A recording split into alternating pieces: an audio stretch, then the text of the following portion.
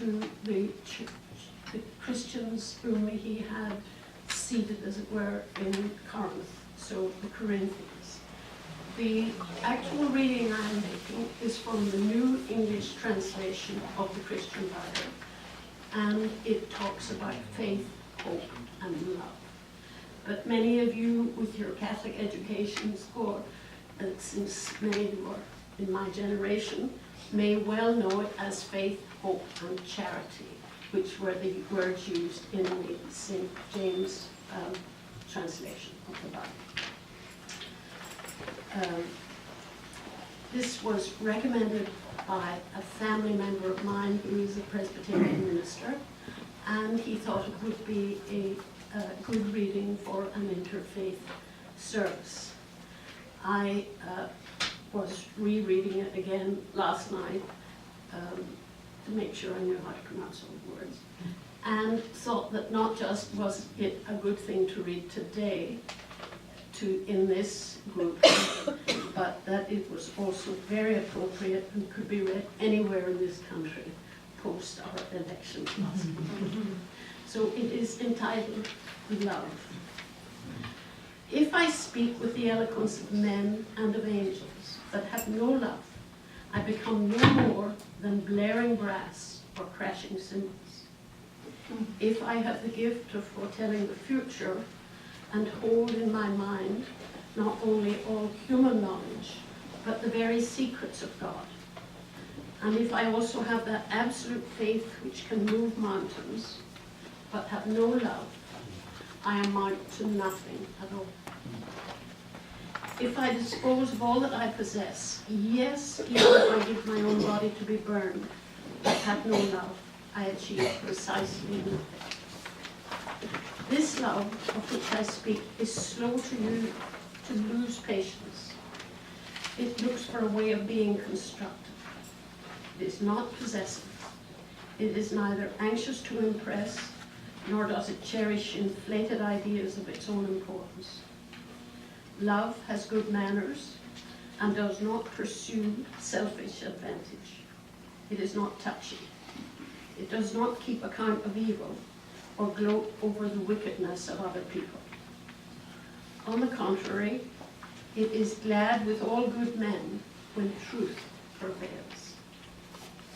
Love knows no limit to its endurance, no end to its trust, no fading of its hope. It can outlast anything. It is, in fact, the one thing that still stands when all else has fallen. For if there are prophecies, they will be fulfilled and done with. If there are tongues, the need for them will disappear.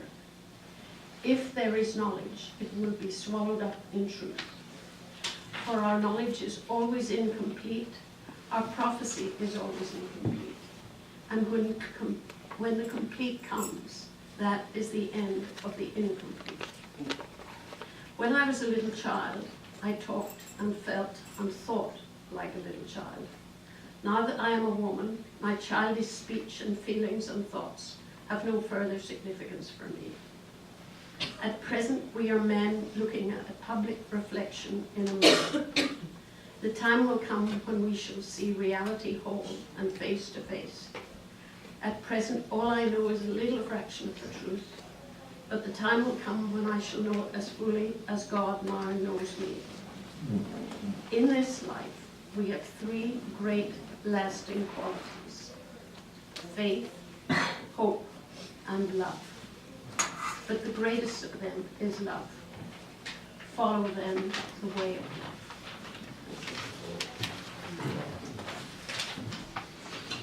We don't have Raju reading it, so we'll have Tayyaba say a few words.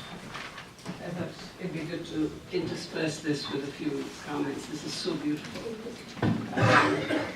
I might add that the passage that Mary read came from the father of somebody that my brother was very fond of, David. He was a pilot.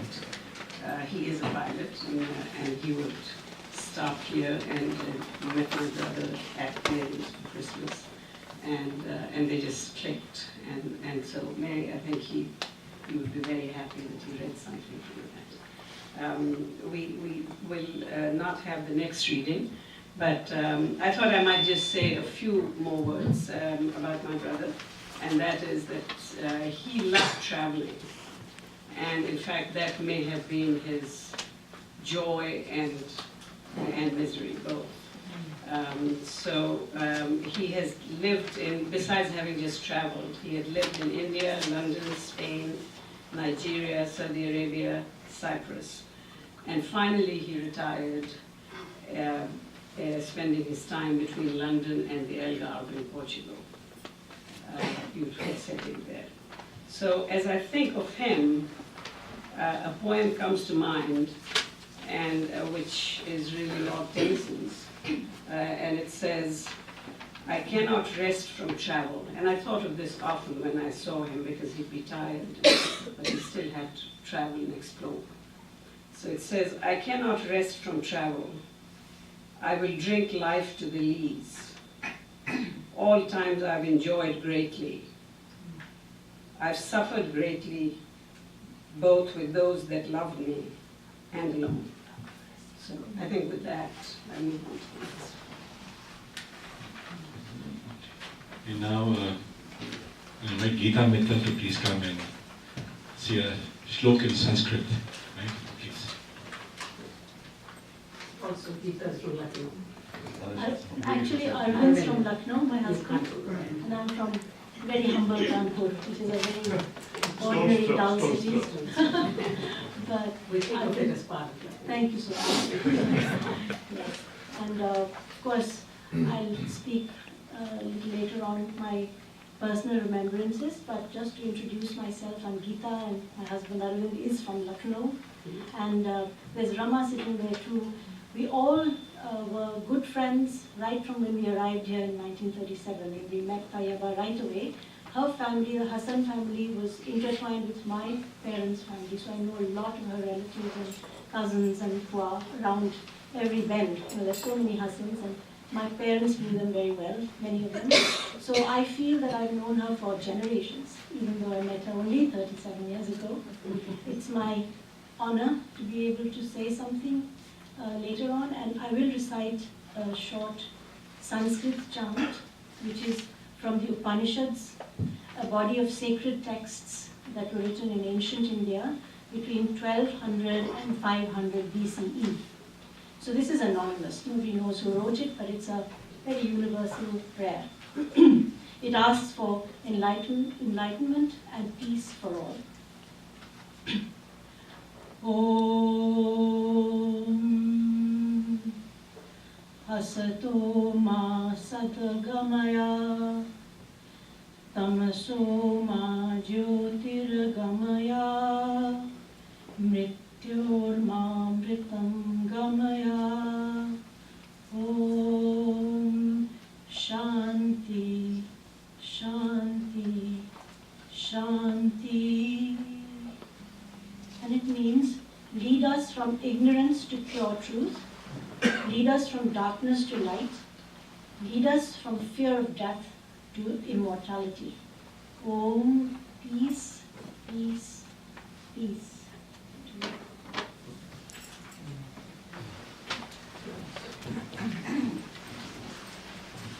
And now, peace prayer by Elizabeth Sands. Elizabeth, a very close friend of the family, and of course, somebody very engaged.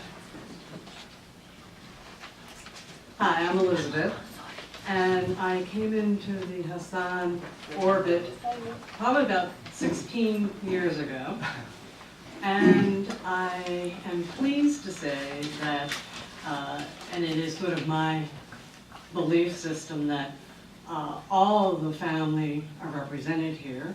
I'm wearing a pair of earrings that Abar and his wife, Samia, Sini, gave me, and I wore when I was, the last time I was with all four siblings earlier this year.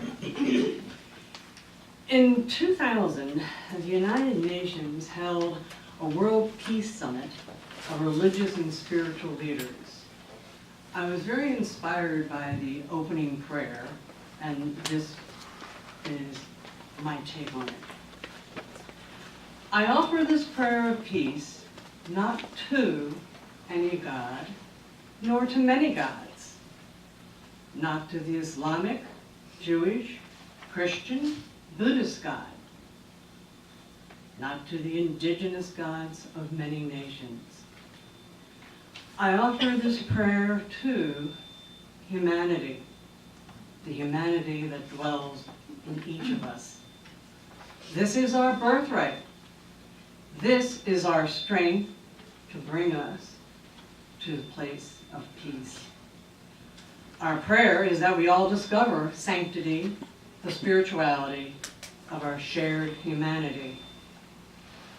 Today's prayer is a declaration of a revolution. No prophet need come down from the mountain to tell us what to do. Rather, the prayer is for each of us to embrace our humanity and so become enlightened. Answers then will arise from the wellspring of our shared humanity's wisdom and compassion. So it is to the humanity that is our divinity that we offer this prayer. Thank you. And now we have some remembrances. Tony.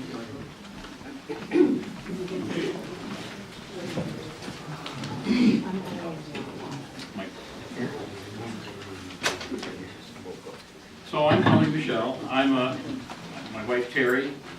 We are friends of Syed. We've known the family for a long time, and we like walking with Tayyaba. So it was quite natural when Syed moved to town that we would walk, and we used to walk right along this bike path here. It's a nice little trail, maybe around